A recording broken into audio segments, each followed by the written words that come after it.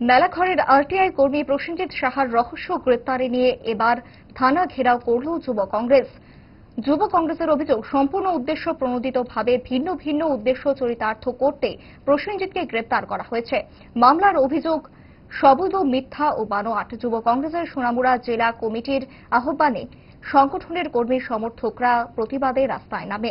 মেলাঘর থানা ঘেরাও করে তাদের বিক্ষোভ প্রদর্শন করে। প্রসেনজিৎ সাহাকে অবিলম্বে মিথ্যা মামলা থেকে নিষ্কৃতি দেওয়ার জোরালো দাবি তোলা হয়েছে। থানায় দেওয়া হয় ডেপুটেশন। এই বিক্ষোভ কর্মসূচিতে উপস্থিত ছিলেন যুব কংগ্রেস সভাপতি নীলকমল সাহা সহ সংগঠনের বিভিন্ন নেতৃত্ব। ক্ষোভ প্রকাশ করে যুব কংগ্রেস সভাপতি সংবাদ মাধ্যমে জানান,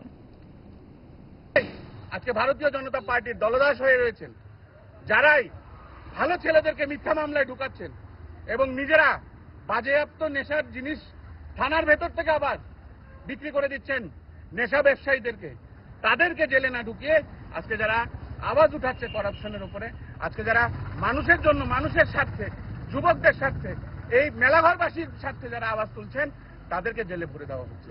আমরা তার তীব্র নিন্দা জানাই। আজকে সোনামুড়া জেলা কংগ্রেস কমিটি উদ্যোগে আমরা এই বিক্ষোভ এবং তাকে যদি অতি সত্বর মুক্ত না করা হয় তাহলে আমরা বৃহত্তর আন্দোলনে যাব।